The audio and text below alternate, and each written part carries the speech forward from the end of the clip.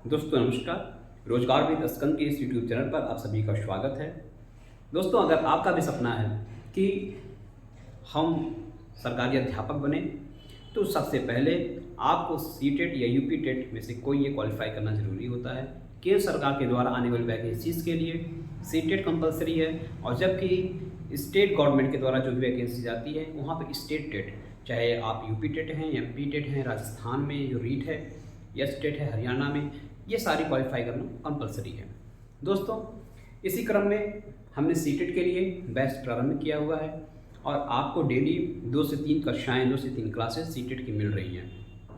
कल हमने आपको बताया था शिक्षा क्या है, शिक्षा की पूरी परिभाषा और शिक्षा के संदर्भ में मनोवैज्ञानिकों के विचार और दार्शनिकों के विचार जो थे, ये सारी बातें आपको कल बताई गई थी। 1 मिनट में हम आपको कल की क्लास को थोड़ा सा रिवाइज करेंगे, मुश्किल से 1 से 2 मिनट लगेगा। दोस्तों, शिक्षा का अर्थ क्या है और शिक्षा क्या है? तो शिक्षा का अर्थ है, पहले समझिए शिक्षा क्या है। शिक्षा संस्कृत भाषा के शब्द, संस्कृत भाषा के धातु शिक्ष धातु से बना हुआ है। शिक्ष धातु यानी शिक्ष धातु का अर्थ है सीखना व सिखाना, यानी शिक्षा वह है जो सीखने सिखाने की प्रक्रिया को आगे बढ़ाती है, वही शिक्षा है।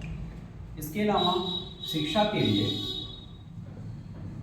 अंग्रेजी भाषा में एजुकेशन शब्द का प्रयोग किया जाता है। EDUCATION, एजुकेशन शब्द का प्रयोग किया जाता है, और यह एजुकेशन शब्द लैटिन भाषा के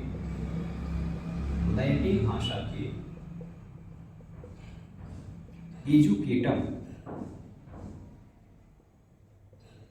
से लिया गया है। एजुकेटम से लिया गया है। एजुकेटम का मतलब क्या है कि ई प्लस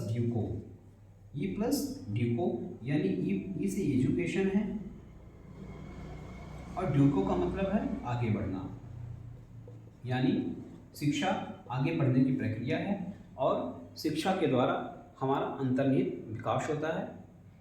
अब इतनी सारी बातें जानने के बाद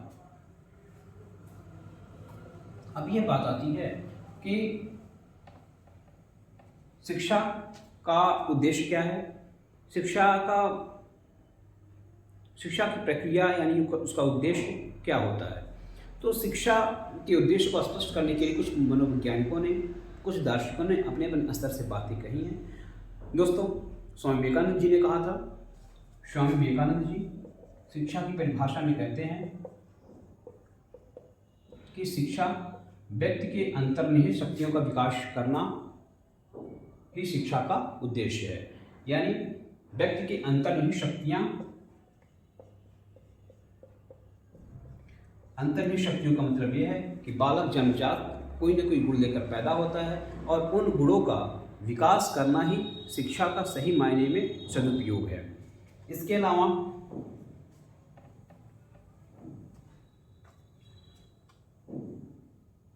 सुकरात, महात्मा गांधी और जॉन डेवी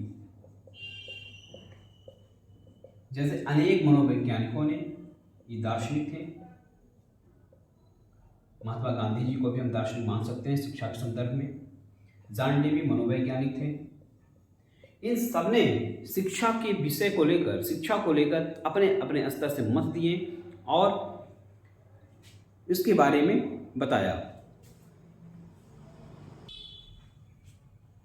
दोस्तों, सुकरात ने कहा था कि शिक्षा वह है कि जो व्यक्ति के भीतर विलुप्त हो चुकी है, और उन शक्तियों का उनका विकास करना, उनको बाहर लाना ही शिक्षा का परम उद्देश्य है।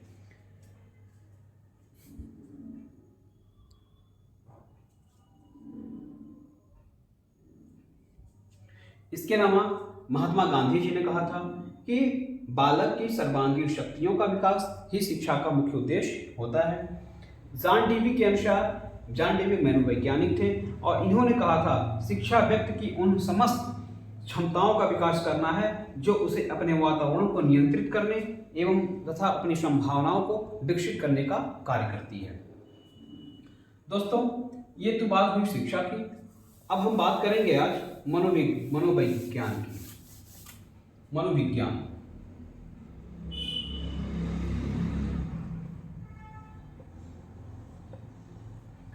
मनोविज्ञान अब मनोविज्ञान क्या है?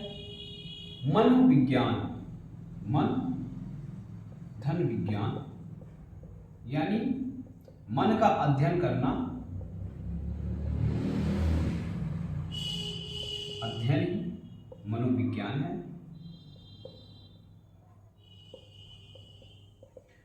मनोविज्ञान शब्द अंग्रेजी में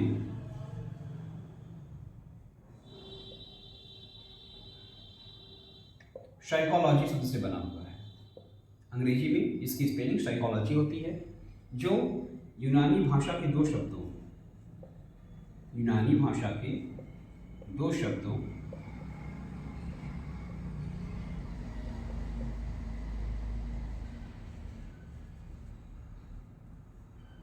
साइको प्लस लोगस।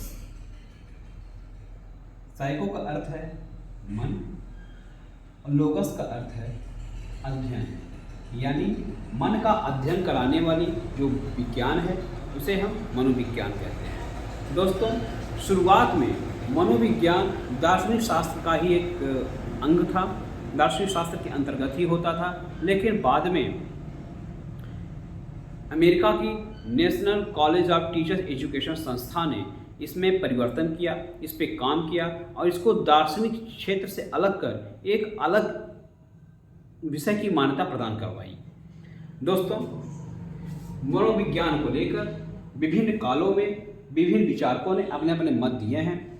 चूँकि मनोविज्ञान बहुत ही पुराना विज्ञान है, बहुत पुराना शास्त्र है और इसमें प्राचीन काल में प्लेटो और अरस्तु ने मनोविज्ञान का विषय आत्मा माना है।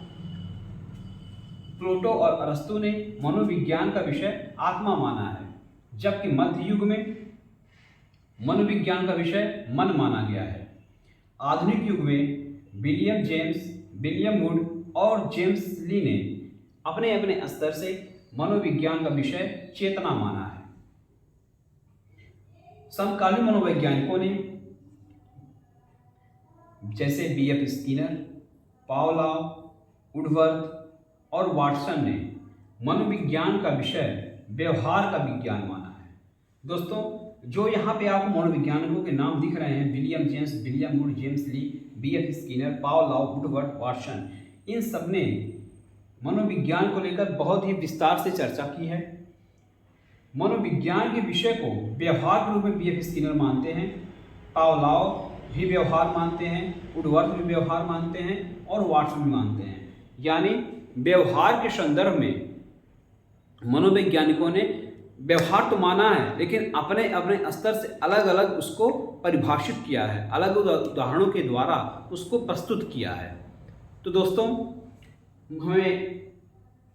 हम आज यह सीखे हैं, हम आज यह जानने का प्रयास किए हैं कि मनोविज्ञान वास्तव में है क्या और मनोविज्ञान कहाँ से लिया गया है। मनोविज्ञान के विषय में हमारे मनोवैज्ञानिकों ने प्राचीन युग से लेकर अब तक किस किस तरह से मान्यता दी है। दोस्तों, मनोविज्ञान एक बहुत ही बृहद क्षेत्र है और यहाँ पर बालक के मन के अध्ययन को, मन को केंद्र मानकर अध्ययन किया जाता है। यानी बालक का विकास किस तरह से किया जाए, बालक के अंदर निहित शक्तियाँ, जो मन के भीतर जो शक्तियाँ हैं, मन में उसके क्या चल रहा है, किस तरह से उसका अधिगम बेहतर हो सकता है, इस संदर्भ में मनोविज्ञान में अध्ययन किए गए हैं। दोस्तों, मनोविज्ञान के संदर्भ में पावलोव, B.F. स्किनर, थॉर्नडाइक जैसे मनोवैज्ञानिकों ने अपने अपने स्तर से बहुत सारे विचार दिए हुए हैं। इन सब के एक एक सिद्धांत को लेकर हम चर्चा करेंगे और आज इस क्लास को यहीं पे हम समाप्त करेंगे, क्योंकि आपको आगे की जो चीज़ें हैं वो बड़े विस्तार से बतानी है। इसलिए अपना नोट्स और कलम लेकर ज़रूर बैठें और इसका स्क्रीनशॉट ज़रूर ले लें। और बुक कॉपी ये आपको कहीं बुक में नहीं मिलने वाली है, ये सारी जो शॉर्ट नोट्स हैं ये हमारे पास अवेलेबल हैं और हम उसी से आपको अध्ययन करवा रहे हैं। दोस्तों आशा है कि आपको क्लास पसंद आई होगी। अगर पसंद नहीं आई है तो 1 से 2 बार ज़रूर देखें। हाँ, कभी कभी शब्दों का, मान लीजिए शब्द कहीं कहीं अगर गड़बड़ हो रही है तो आप उसे कमेंट बॉक्स में लिख सकते हैं कि सर आपने यहाँ से गड़बड़ किया हुआ, तो हम उसे सुधार कर देंगे। दोस्तों बहुत बहुत धन्यवाद।